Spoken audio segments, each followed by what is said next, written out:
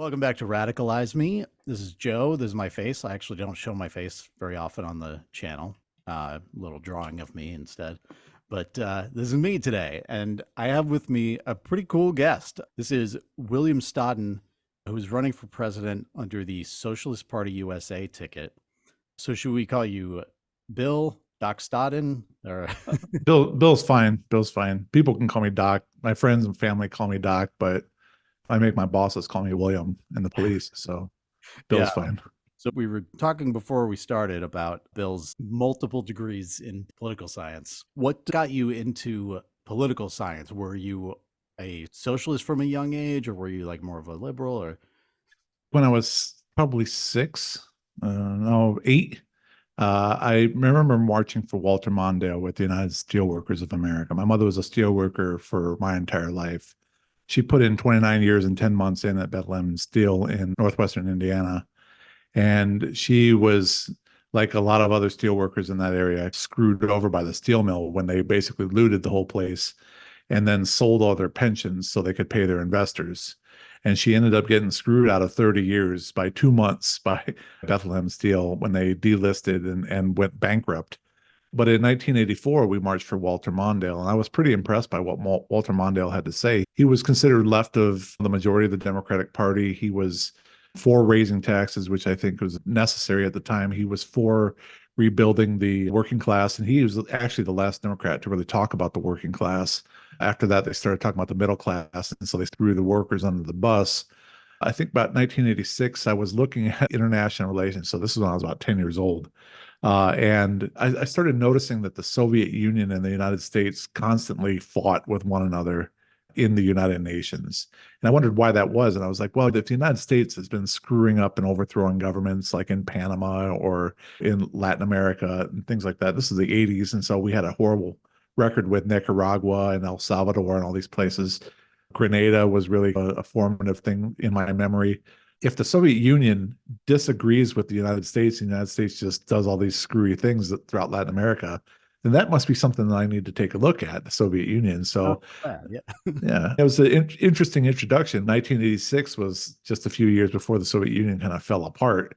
But I became really interested in politics and especially the relations between the United States and the communist world at that time. And I was really interested in why it is that the United States is against everything, the communist bloc, if you want to say, and also Cuba, Yugoslavia, and places like this, even that didn't necessarily fall in line specifically with the Soviet Union, China for that matter, why the United States was against all that stuff. And it sort of led me to interest in Latin American politics and why the United States was so hateful of the Cuban government and why we did everything we did in Latin America.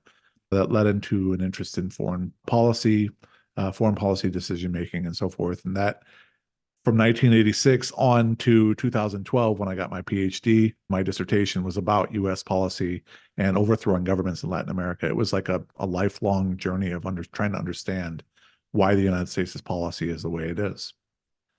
So yeah, I've been a socialist all that time. I officially joined the party in 2000 and went to the convention in 2001 and have been off and on with the party since then. Yeah, there are these sort of inflection points in history, which has a lot to do with what direction you go. Because Right. I hear this about Mondale for a lot of people. I think, yeah, George Carlin always was very much like, yeah, we're all fucked. Like this, this is over. But he Right. talks, sometimes he'll let on how like he was an idealist as a kid. He was like, or as a younger person. And he said the last vote he ever cast was for McGovern.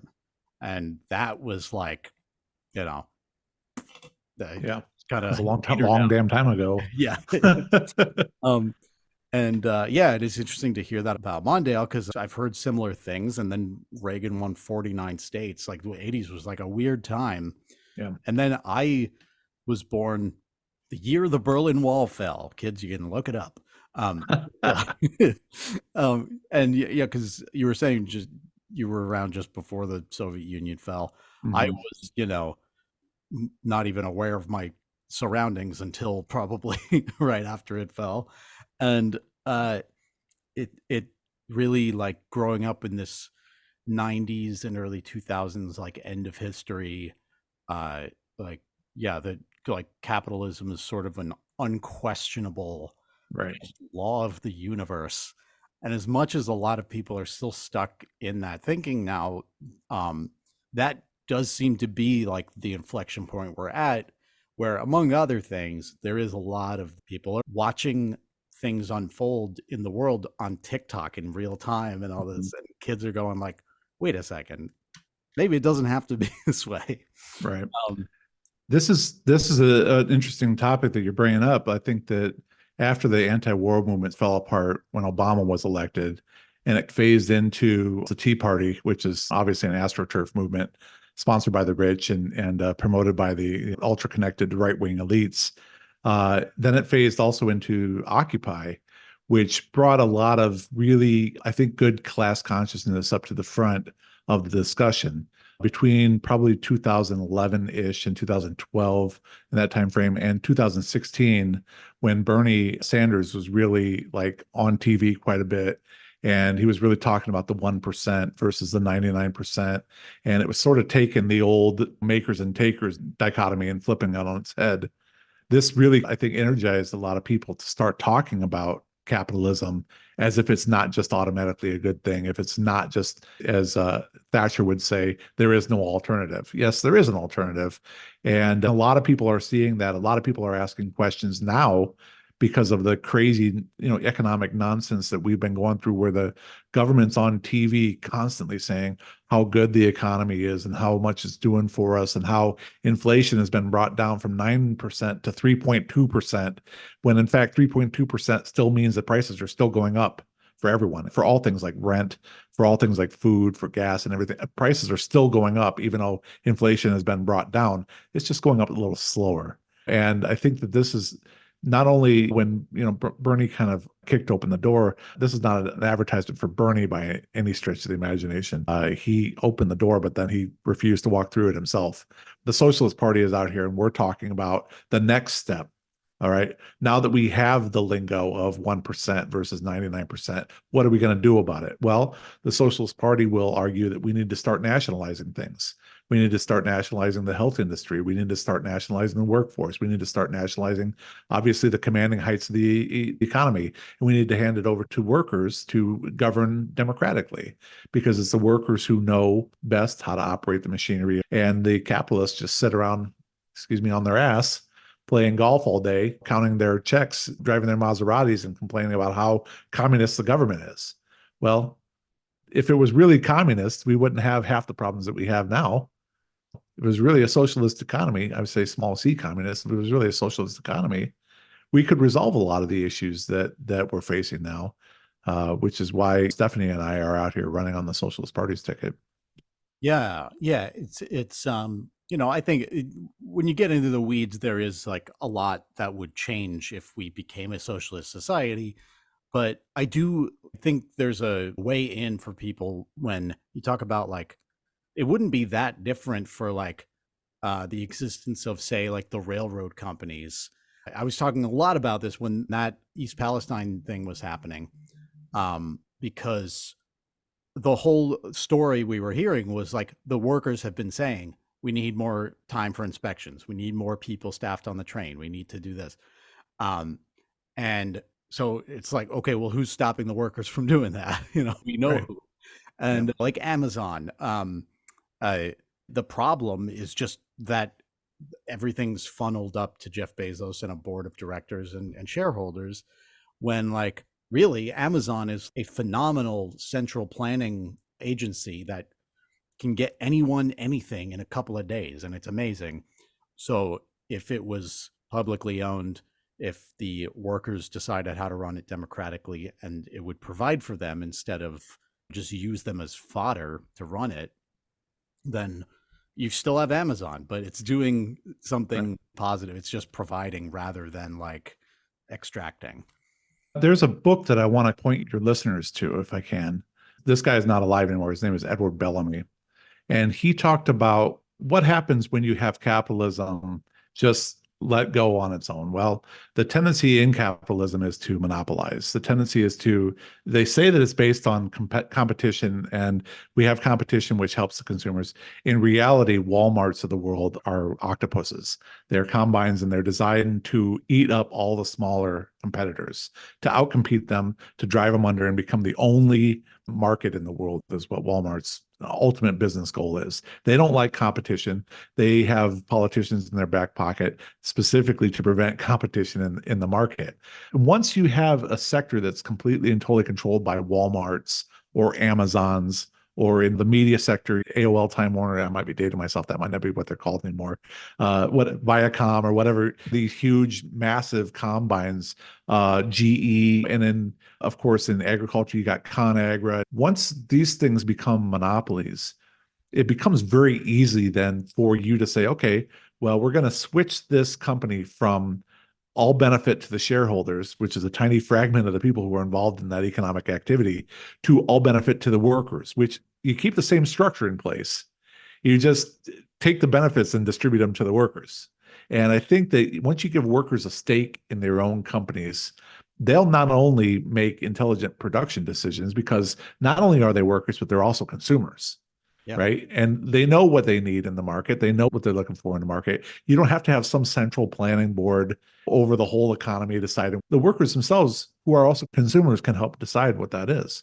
They know how to manufacture stuff. They know how long it takes. They know how to do even supply chains. If you go far enough up there, you got workers managing supply chains for these corporations as well. It'd be very easy to just take, and I know that some of the liberals out there will be having heart palpitations when I say this, to take the benefits that are exclusively for the small little segments of investors and transfer those benefits over to the vast majority of the workers. It'd be very easy to do that. We're at a stage right now when that's even easier now than it was even 20 years ago, when you actually had 12 major corporations in the media rather than 6 or 3, when you had wealth being distributed amongst a bunch of billionaires rather than just a few. We know that less than 1%, 1/10 of 1% controls like half of the wealth in this country. How easy would it be to require that one half of 1% to begin sharing their wealth with the rest of us? I mean, to me, that it's simple, and the only thing that we're lacking is a group of people up there right now who have the political will to make something like this possible. And I think that if we take a look at this, even if you have to follow Bellamy's lines, but looking backward is his book. Looking backward is a great book. It's a utopian, socialist utopia that actually inspired Eugene Debs to get into the socialist movement from the labor movement, and from there to start the Socialist Party of America. Looking backward, but we don't even have to follow that model. We can follow the model that the Socialist Party has come up with now. We have workers' collectives who are deciding production models, and they're working with consumer collectives to find out what the market needs, what the people need, and find ways to supply that. I think that'd be a great thing. It's a very easy thing, and we don't have to worry about policy at this point, because the rich would just be outvoted if we actually had democracy. Right. You Yeah. know? Yeah. Well, I always say that Americans seem to think that democracy begins and ends at like voting for the president every 4 years. And it's like, Yeah. well, think you got to look at, and, especially when you're comparing the US to these socialist countries that people are like terrified of. It's like, well, okay, but in some of these places, at least, the people get what they want and what they need a lot more than we do. Right. Exactly. And the thing is, and I'll say this real quick, that right now we do have socialism. We have socialism for the wealthy, where we socialize all the risk. We force the vast majority of us to deal with the risk of these corporations, and we privatize the profits. If we just flip that around, privatizing the risk, if you actually invest in the corporation, you should actually have some risk associated with it, where the benefits go to the vast majority of us rather than a tiny little segment of us. If you just flip that around, that little thing around, we could have socialism in this country without changing hardly any laws, if you think about it. But like I say, we have to have the political will. And right now, the leaders of the Republican Party, the Democratic Party, even to some extent the Green Party. I don't remember Jill Stein going out and talking about nationalizing any segments of the economy. Bernie Sanders certainly doesn't. Or talk, she might talk about peace and the environment and how necessary it is to have more social democracy in the country. But we're actually talking about nationalization and socialization of huge segments of the economy for the specific purpose of putting actual democracy, or as the Greeks say, people rule. That's what the word means Right. into our society, whereas instead of just paying lip service to it. Right. Yeah, no, absolutely. And that kind of gets to what I also wanted to ask is that so both for the Socialist Party USA and yourself, um, there's actually a few socialists running. You mentioned some of them, and we have like uh, the Green Party, the Party for Socialism and Liberation. We have the Communist Party. We have Cornel Right. West, whatever. Um, so I was reading your website. I'm hard pressed to find anything I really disagree with, but I think something that listeners might be interested in: what sets the SPUSA apart from other socialist tendencies. Mhm. Um, why? Well, we'll get into this later, but maybe why have they all splintered so much? And also, I know you were saying you consider yourself more idealist than Marxist. And maybe you could just talk a little about what that means to you. Well, I think to answer your first question, one of the biggest things that separates the SPUSA apart from a lot of the other parties is it's a tactical question. I think that's really what it is. It's not a strategic question. There's a number of parties on the left which are all going in the same direction. We're basically all pointing at the same place on the horizon.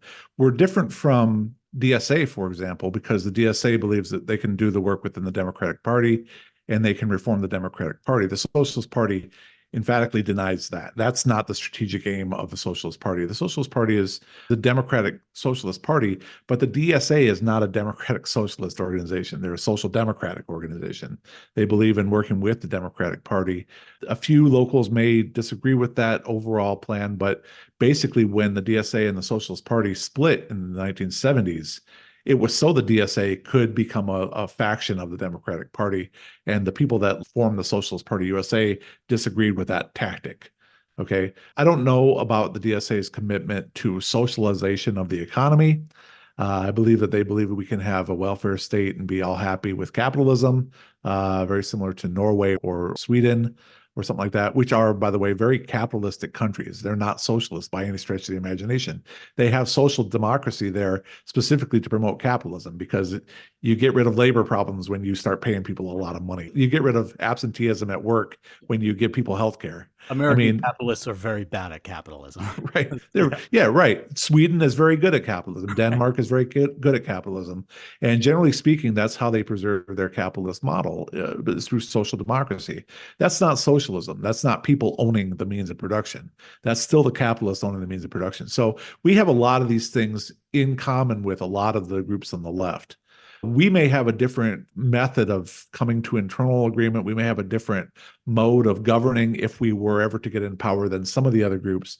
I'm not here to run down the other socialists. The Socialist Party USA is not competing against the PSL. We're not competing with them. They're running their campaign. We're not here to compete with them. Our competitors are the Democratic Party, which is the party of war, the Democratic Party, which is the party of mass incarceration, the Democratic Party, which is the party of pro-capitalism, not the Workers' Party. It's not a Workers' Party. It's not a party of the poor. It doesn't like the poor any more than the Republicans do. And as a matter of fact, it wishes the poor in this country would starve to death. That's what the Democratic Party would do, because that would solve the problem of the poor. If we just starve them out of existence, well, what does the Democratic Party do? They means test everything. And so if you means test everything, you basically create programs for people with the least amount of political power, and then you set the people with the most amount of political power to make them pay for it. So Right. of course they're going to use their political power to destroy those programs. That's what the Democratic Party believes in. We're not that. We're not trying to be the party of capitalism. Uh, why would you vote for the Socialist Party as opposed to the PSL? Well, I don't know. The Socialist Party is a democratic socialist party. And so we believe that first and foremost, all things must come through democracy. And that includes not only our internal workings, where we have really strong tradition to democracy, and we have a multi-tendency nature of our party, where we have Marxists working alongside of non-Marxists, and Marxists voting in convention for a non-Marxist to be their president. I'm not against Marxism. I just don't happen to see things 100% in that idiom. But that doesn't mean we can't work together. That doesn't mean we can't fight for the same things, because at the end of the day, we are fighting for workers to control the means of production. We are fighting for a radical revolutionary change in the society where you can't go back to liberalism. You can't go back to the Democratic Party because society has changed so fundamentally, and people haven't been empowered to such a point where they would be unwilling to give any of that up to go back to the peace and tranquility of a liberal party like the Democratic Party. We're all fighting for peace. We all basically have the same position on Palestine, for example. We have the same position on race. We have the same position on sexism. We have the same position on workers' rights. We have the same position on the environment. For the most part. I mean, you don't find a lot of distance between us and other groups on the left, and that's just fine. There's a minor difference between them and us. There's a minor difference between us and other organizations that don't run political candidates, for example. We're a political party. That's what we do. PSL is a political party. That's what they do. We're willing to take on the Democrats. That's what the Socialist Party USA is. We don't support the Democrats. We're not going to pull any punches on the Democrats, and we're going to call them exactly what they are: pro-capitalist, pro-imperialist, pro-death. Yeah. Whereas we support peace, we support the environment, we support good race relations and social justice in our society, and we support economic democracy where workers control the means of production. That's it. Yeah. Yeah. And I think that's really what a lot of people are looking for right now. When Biden's numbers started to just fall catastrophically with what's happening in Palestine, I was already like, I don't know, like, I don't think I'm going to vote for him, but like, Yeah. yeah, I think most people saw that, and it cascaded so completely that I was like, well, yeah, I mean, everyone should vote how they want now, because it's not like you're getting, even if he is lesser evil, like you're not getting him now, Right. because Right. he blew it. He blew it with all the people that they expect them to support them, and it's not on us to fix that for the Democrats when they're really giving us nothing. Right. Lesser evil is still evil. This is one thing I say about Biden. Basically, he out Trumps Trump. I mean, who built more miles of the wall in Texas? Yeah. Joe Biden or Donald? Who imprisoned more kids in cages down there along the border? Yeah. Joe Biden or Trump? I'm not a fan of Trump. I don't want anyone to think that I am, but Biden has us in two wars. Yeah. Where Trump only had us in one war. And so, I mean, like, who supports capitalism in this country? Who makes more apology for capitalism? The economic nationalist, Donald Trump, or the ultra neoliberal, Joe Biden? At the end of the day, really, what's the difference? Joe Biden couldn't protect Roe versus Wade in the courts. He didn't, not that he couldn't. I shouldn't say that. He didn't. That was not a priority of his. He Yeah. did not give us student loan forgiveness. That was not a priority of his. He drilled for oil on the North Slope of Alaska and opened up more leases in the Gulf of Mexico. He did more of that than Donald Trump did. Right. So really, what's the point of voting for the guy? Yeah. Yeah. And if people wonder, like, why vote for third parties that are so at a disadvantage, and it's like, well, I do think that we're at this moment where so many people are looking for that. And if you start to put some numbers on the board for Socialist Party USA, then it becomes a little more of a reality in people's minds. If we get people joining these organizations too, that makes a difference. There's strength in numbers, and that's what socialism is really about. This is a point I want to stress right now. I'm not under any illusion that I'm going to win the presidency, but the fact is that we are restarting a movement in this country that we're just at the very beginning of it. This is a marathon. This is not a sprint. Even though it's a year until the election, or just under a year until the election, our goal is to focus on 2028 and 2032 and 2036. Because if we're able to get people aware of the fact that there is a socialist movement in this country and different flavors of socialism in this country, including the Socialist Party USA, then more people will see socialism as a real alternative. And then in 2028, when we do it again, I won't be starting from scratch.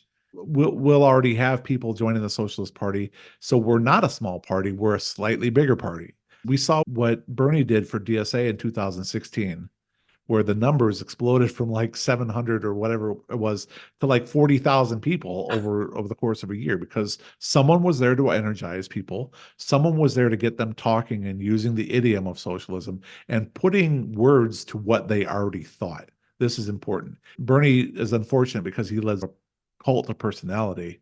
I think that's sort of what it devolved into. Even if Bernie didn't want that, that's what happened. we're Yeah. going to take steps to keep that from happening over here because I'm obviously not going to lead a cult of personality. But if we can get more people thinking along these lines and more people thinking, okay, what would a socialist future look like? What would true workers' democracy look like? What would actual political democracy look like? It wouldn't look anything like what we got now. But if it's something that you want, now we have words for it. Now we have a movement for it. Now I know that I'm not the only one out here in the middle of Iowa that feels this way. I can reach out to my comrades and I can say, hey, look, what are we doing now about Palestine or whatever? Oh, there's a march. What are we doing about helping striking Starbucks workers get a union? Oh, there's a protest that we can go to. Okay, here's a network we can link into and start doing something rather than just sitting in our basement complaining about how screwed up the government is and how bleak our future is. My job here is to try to give people hope and try to help them see there's a better way possible.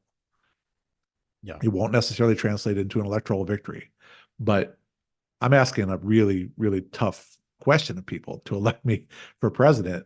In order to do that, I have to have $1 billion and I have to have 70 million votes to even think about winning. All right. My success here, however, could translate into a city council win, which shows people what socialism can be on a local basis.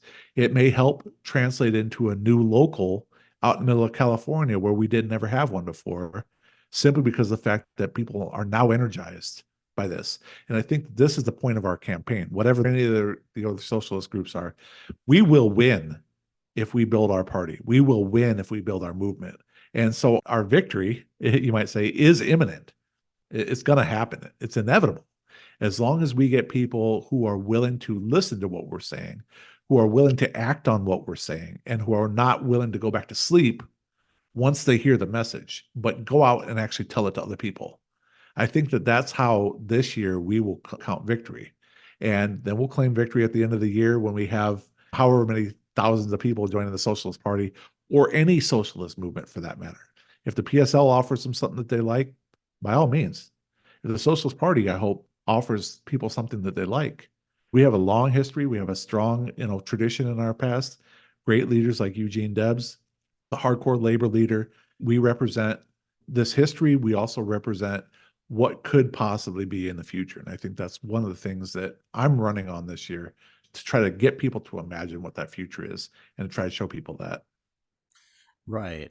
Yeah. And listeners should look into Eugene Debs because he's a pretty incredible guy who, Yeah, he's our guy. yeah. And it was, what was it, 1920? He got 1 million votes from Atlanta Federal Penitentiary in 1920 while he was in jail for protesting World War I. The only other leftist party that didn't support World War I was the Social Democratic Workers' Party in Europe. That was part of the Bolshevik movement. Basically, every other socialist organization in Europe and the United States ended up supporting the World War I. Socialist Party USA stood outside that, and our leaders were arrested under the Espionage Act and thrown in prison and left to rot. Where Eugene Debs ran for president in 1920 and got 1 million votes Yeah. from inside the federal penitentiary. Which was like a pretty good chunk at the time. Like that was 6% or something. Like, Yeah, it was a really, really admirable effort that he made from inside the jail. Yeah. yeah. So yeah, it is possible. I always tell people there was a very major third party win at one point in our history. It was called the Republican Party. Yeah. The Whigs were blown out of their socks. So yeah, another thing was there's strength in numbers, and we should be parts of these organizations because partially what you're talking about, just simply building, and then also like people are afraid of Trump winning, and for good reason. He's talking about going after socialists and communists, and it's like, well, yeah, and that means we should gather. Well, yeah, yeah, What's but new?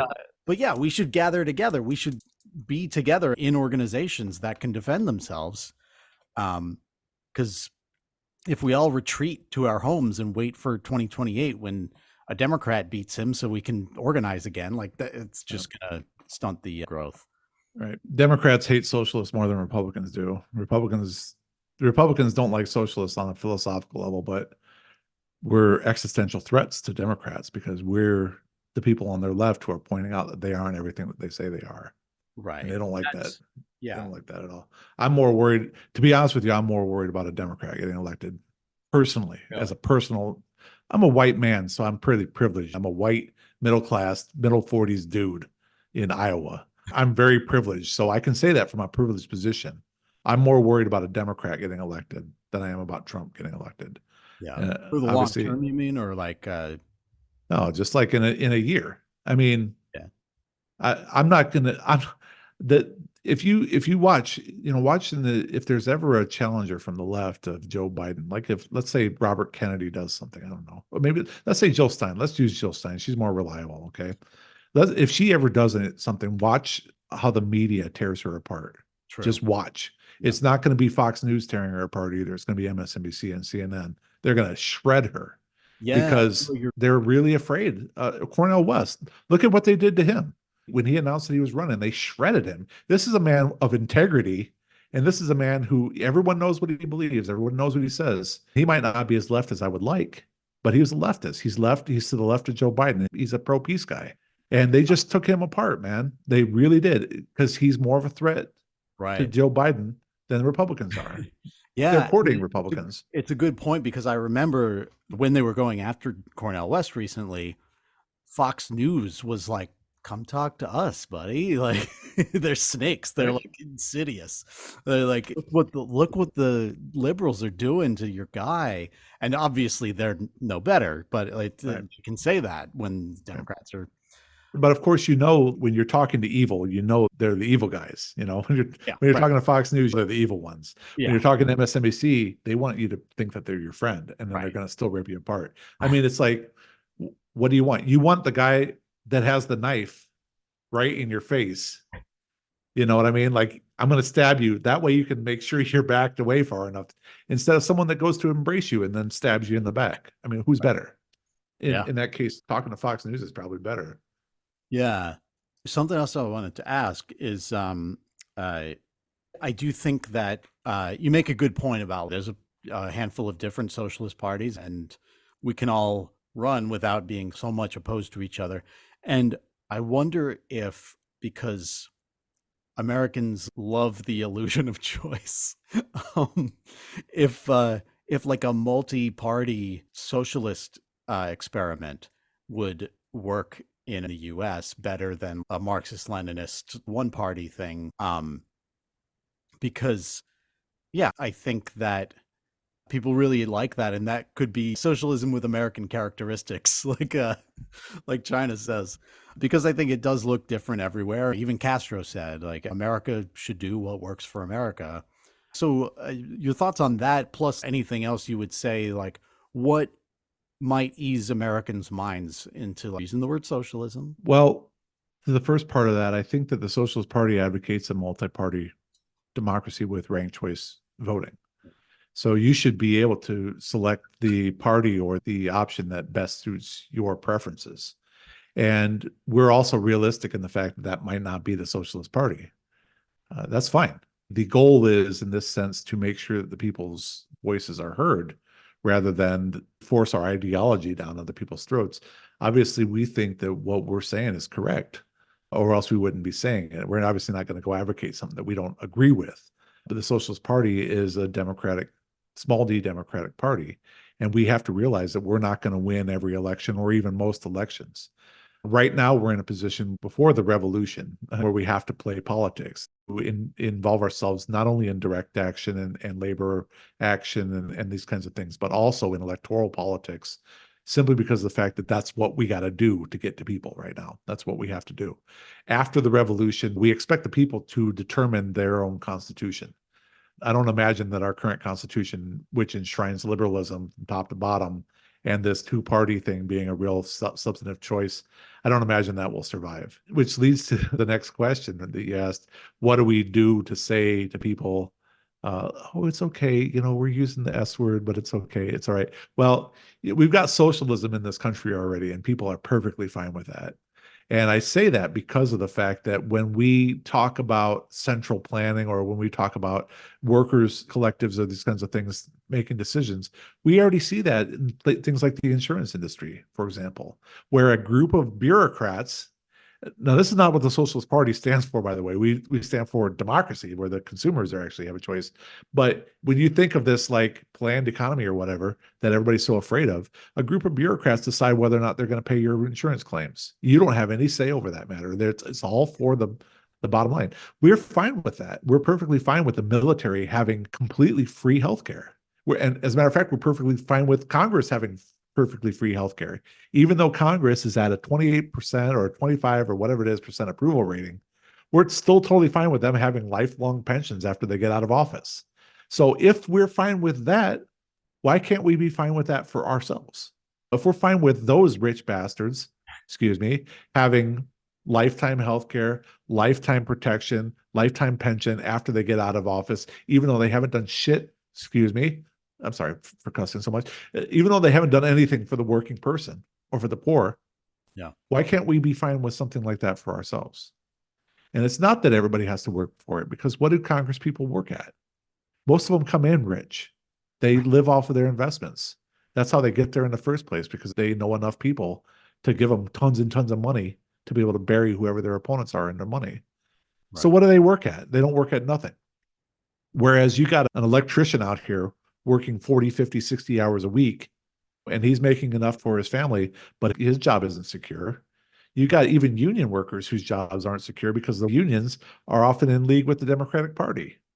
You got to think about it. Like, if we're fine with those people having what we would consider socialism, why can't we be fine with something like that for ourselves as well? Why should my children have to starve while some rich asshole in Washington, D.C.'s children get whatever they want?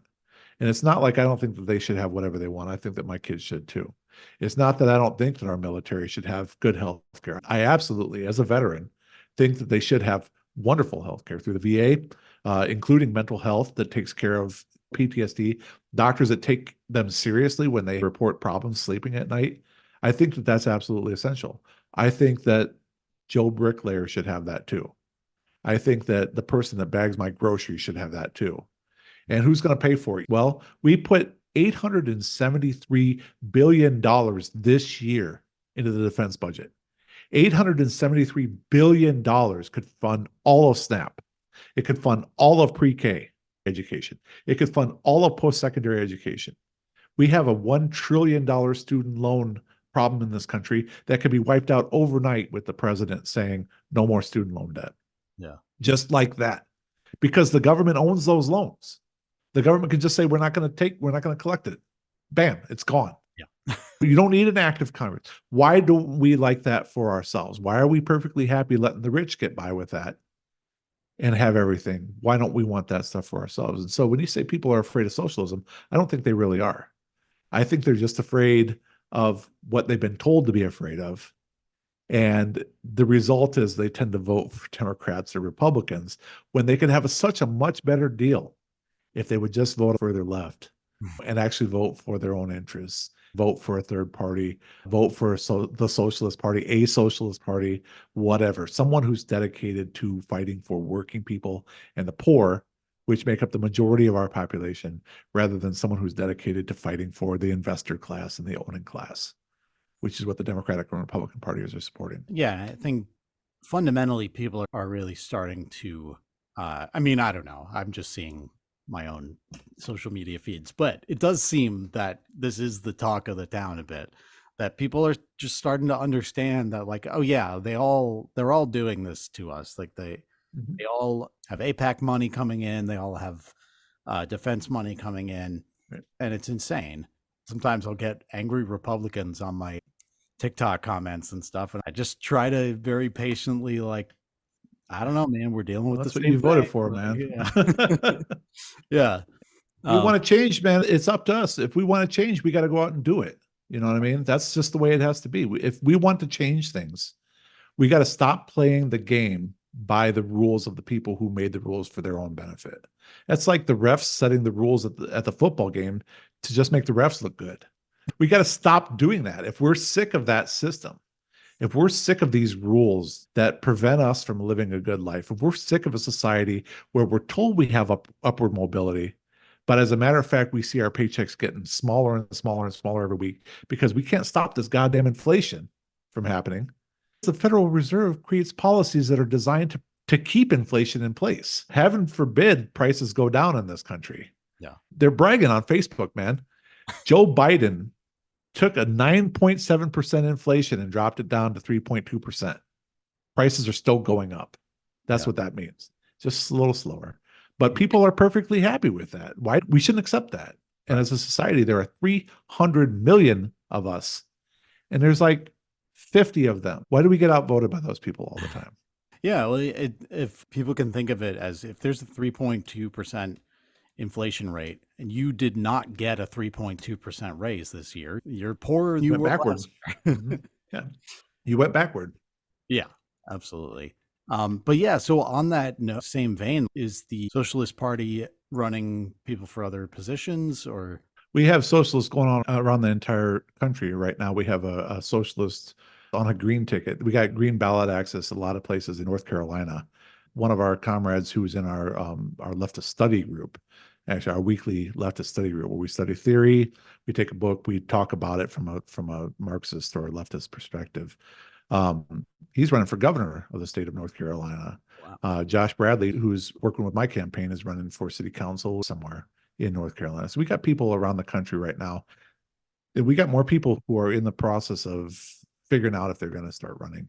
Because once we got the presidential campaign sort of in place, then people see that as an opportunity to launch their own campaigns.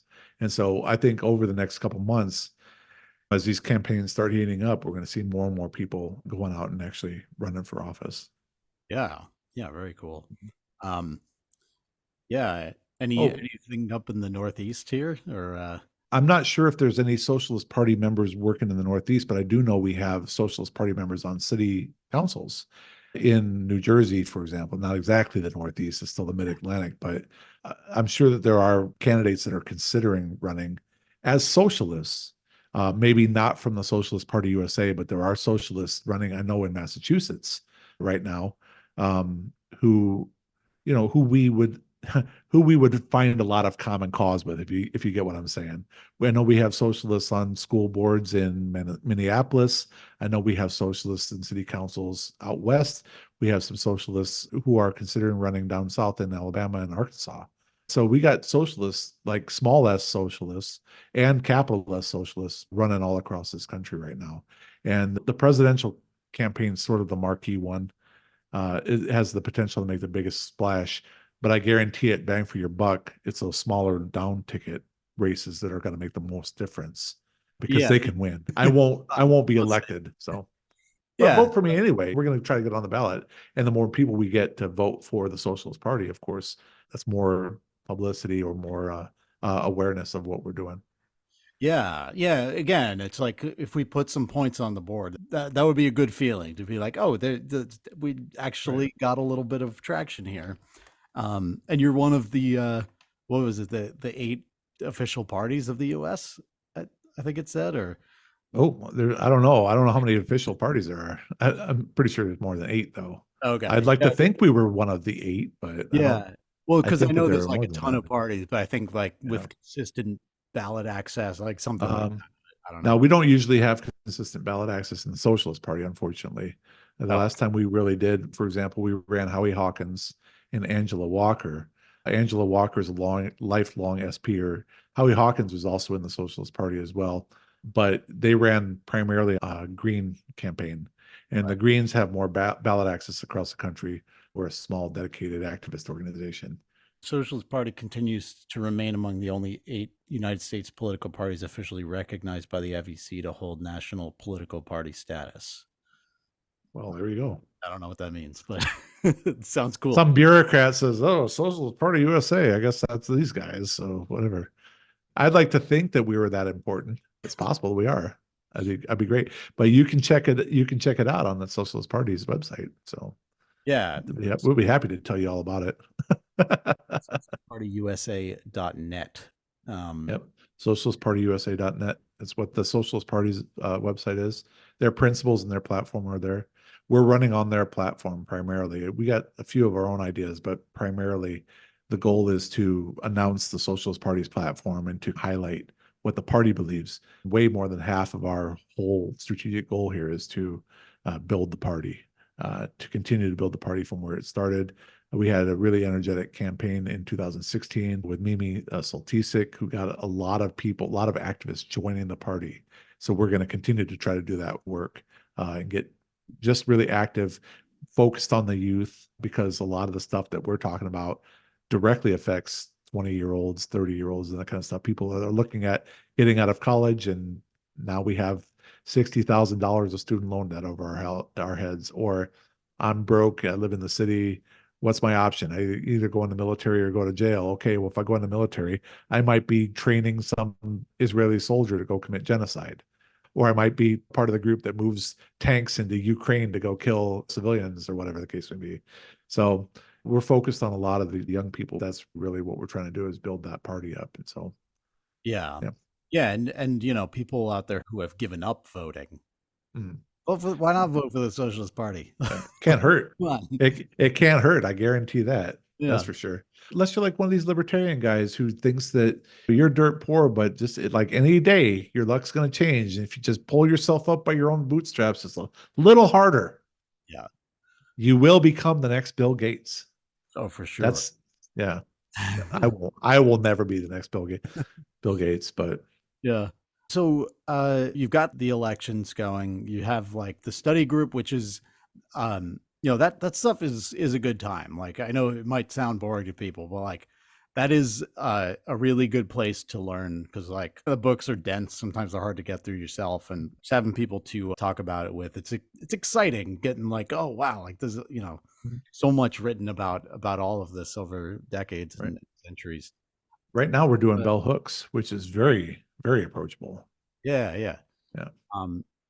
And but so yeah, on top of those, anything else that the party's working on for building the movement? Is there anything people can get involved with? Right. We do the anti-war working group as well, where we try to make connections with anti-war activism around the country. The Women's Commission is very important. Stephanie is actually part of that. She might be still the convener of the Women's Commission here in the Socialist Party, and they look primarily at feminist issues and how capitalism and feminism can intersect. They take a very feminist approach to that. We also have the Labor Rising Working Group, which is primarily designed to make connections between the Socialist Party and different labor movements. The last call I was on with the Labor Rising Working Group, for example, they were talking about the Starbucks Red Cup campaign. They were talking about getting people to pay attention to unionization efforts among Starbucks workers. And they were trying to build a national campaign around the Starbucks unionization. And so that's actually pretty active too. All of these commissions and these working groups right now, again, you can find that on socialistpartyusa.net. We have a whole list of them. We have party organizations primarily in the East. We have organizers throughout the country. The farthest west our organizers is in Phoenix, I believe. There are socialists out in California, but I think they're unaffiliated. But we're not just building locals, we're also building at-large bases that we can get leadership from. So this is another thing that the campaign is trying to do. We're trying to build a database of information for people who want to run campaigns. I'm 20 years old, whatever, I don't know how to do any of that stuff. Bam, here's a clearinghouse of what people who have run campaigns have done, what they need to know how to do, how to get ballot access, how to create commercials and build websites, these kinds of things, to encourage other people, even at large members, to go out into their communities and actually start running campaigns. The only way we're actually ever going to see socialism is from the ground up, literally. It's not going to come from the top. If I'm elected president, then my first job will be to resign. I'm not trying to be co-opted by the machine. I'm not trying to become the machine.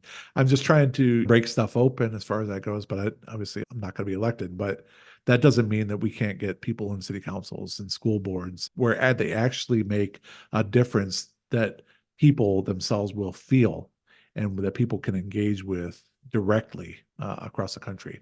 And so that's also something that we're working with as far as the Socialist Party. I encourage anyone who even has an inkling to think about what socialism could be, to check out the Socialist Party USA's website, to check out our principles. You'll find that when you go through those things, you go right down the list and be like, yep, I agree with that. I agree with that. I agree with that. I agree with that. I can see how that would work. I totally agree with that. I might not agree with that, but who cares? That's just the one small part. And then you might feel like you want to sign up and join the party. We could certainly use anybody that even is an independent socialist who's looking for a party to just come check out what the party stands for, check out what the platform of the party is, and therefore what our platform of our campaign is. Take some time to really look at these things and consider them rather than just saying, well, I'm a socialist, there's no point in voting or anything like that. Don't give up, because that's how they basically run a train on all of us. This is a way that I, as a socialist, am fighting back, and this is the way that people are associated with the campaign are fighting back, and members of the party are fighting back, is we're standing up and not getting kicked down. They can kick us, but they're not going to kick us into the ground. We'll die on our feet rather than whatever. And Yeah. that's one thing I said. If Trump is elected and he comes after socialists, at least we went down fighting. At least we didn't just lay down and take it. Yeah, because he's after everyone. The poem was first they came for the socialists, then they came Right. for everyone else. So, Right. um, Yeah, we'll go down fighting. If there's any concern about that, there shouldn't be with socialists. We'll die on our feet. We won't die on our knees. That's for sure. yeah, don't make that the campaign slogan, but I'm not expecting that that's going to happen. That's like gloom and doom scenario, yeah. post-apocalyptic, whatever. Yeah, absolutely. That's Democratic Party propaganda, actually, that Trump is the Antichrist. True, He's no true. more of an Antichrist than Biden is. Yeah, it's the Project 2025 that's scaring everyone now, which is, I mean, it's pretty insane. But the what really gets me is that why is it that the Heritage Foundation and people like Trump can just go out and talk about this publicly? Like, we're going to dismantle the government and install a dictator. And it's like nothing happens to them. So I'm like, well, then we don't live in a democratic, serious society anyway. The fact is that people have been so dispirited. They've gotten so dispirited and they've gotten so demoralized by our system by knowing that no matter what we do, we can't change anything. And because of that, they feel like they could just run whatever they want through the American population and nobody's going to stand up. Well, people are standing up. It's about time that people are standing up. I don't know what's going to take to wake people up, but people are waking up. That's what's happening right now. That's why the Socialist Party's running. That's why we see other leftist parties running. That's why we see Jill Stein going out there and people in the Democratic Party freaking out about Jill Stein, even though they know exactly what she is. That's why people are freaking out about Cornel West. No one's freaking out about the Socialist Party yet, but I'd like to see us up there when they start like, the enemies of the Democratic Party, Jill Stein and Cornel West, and maybe Bill Stodden someday. Hopefully, keep my fingers crossed. But people are waking up, and people are realizing that we get a rotten shake out of the Democratic Party and the Republican Party. They're basically the same party. There's not really a dime worth of difference between the two, and they're looking for alternatives. And I think that the more we can get out there, the more that socialist parties across the country can get out there, the more people can see that there is an alternative, which is really important. Yeah, totally. Is there anything else you want to get in? Because I think we've hit a lot of good stuff here. Yes, SPUSA 2024 across all social platforms. SPUSA2024.org. That's our website. We're going to have a full website up here in a matter of weeks. Our current webmaster is actually putting up very flattering photographs of myself on the front of it. He's working on it, but right now it points at our donation page. Plus, we have SPUSA 2024/volunteer. If you're interested in getting involved with the campaign, we got a lot of room for growth. We need a lot of volunteers to do things like work on ballot access or work on social media or make contacts with the media, write press releases, write policy statements for the campaign, work with teams to do this, to be the core working group of the campaign. Plus Facebook. Soon we'll have a TikTok. So if it's something you're interested in doing, go ahead and sign up for that. Sign up at SPUSA2024.org/volunteer. We're on Twitter as well, even though the Twitter is kind of low volume. Once we get more people working on social media, we'll have more of a presence on these things. But we're primarily on Facebook right now. But TikTok's join us there and check it out. Yeah.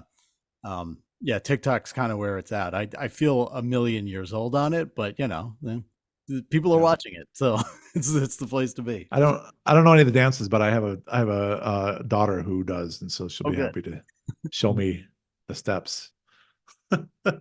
Very cool. Well, Bill, thank you so much for doing this. This was a really cool opportunity, and I appreciated hearing more about this, and I'm sure viewers will as well. Yeah.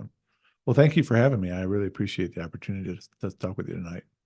Yeah, absolutely. So check out those socials and the websites, and keep fighting.